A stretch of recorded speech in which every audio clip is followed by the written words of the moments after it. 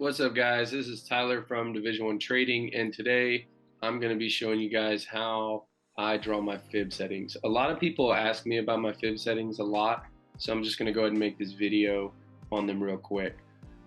So, long story short, the Fibonacci is really just a ruler. It's just used to measure things. So, for example, we're just going to measure right here the Asian session. So if we measured it from the low to the high, you can see the fib settings start showing themselves. So let's delete all of them and start our fib from scratch. First we need 0 and 1. So right here we just have a measuring tool, right? It's measuring from the low to the high, right? So if we had Asian session pushed up one time, this is where we'd be. So now we're going to add the 50%. So right here we just click add. The level we're going to do 0.5, and for description we can just put 50% right there. So now you see it cuts it in half. Now if we want to know where 50% of the Asian session is, we can see that pretty easily, right? And if we wanted to measure something else, we could just measure from the low to the high here of the London session, and now you can see where 50% of the London session was. So now for the part that most people ask about, right? So the fib levels that I use for my retracements are going to be 62,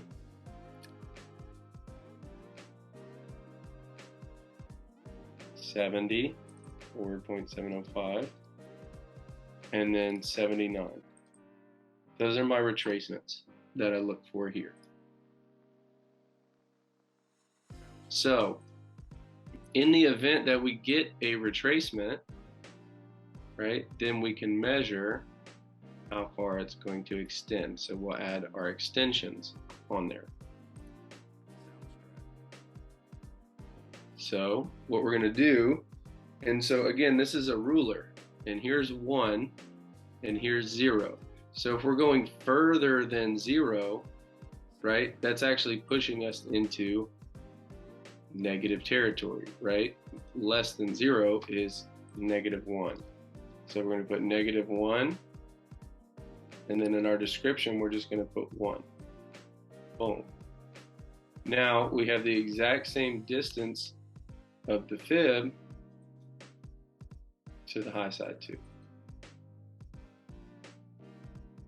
Now to continue that, right, you could do it all the way to 10 or whatever it may be, but you have 1 and 2. And so one cool trick that I do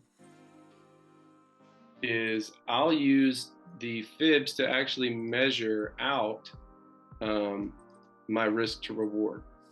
So for example, if we just measured the Asian session, this would be the Asian session 3 times, right? So for example, when we're going to use this fib, we're going to be saying that right here, the 1, this is our stop loss, and then the 0 here is going to be our entry.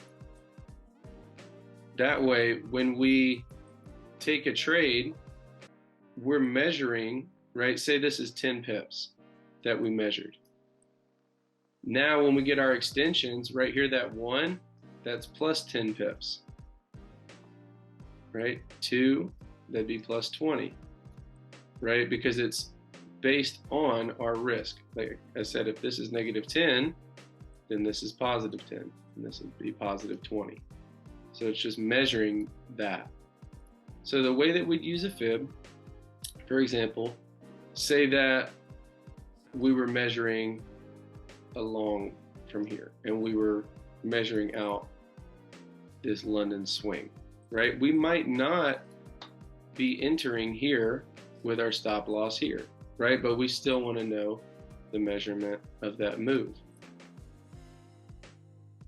and how far it's really likely to go. And so say that we enter here at the 705, and then we put our stop loss down at the low where the fib was. So now we're entering here again at that 705 right there. So say we'd enter here, right? Then it lets us know if we would have entered here with our stop at the low, we would get to a 3-to-1 at this price point, right? So again, if we risked, like right here, this was 58 points, right? So 58 times 3 is 174. So right there, you can see right as it gets to the 3-to-1, 174. So that's how I use my fibs. That's my fib settings. Hope this was helpful. Let me know if you guys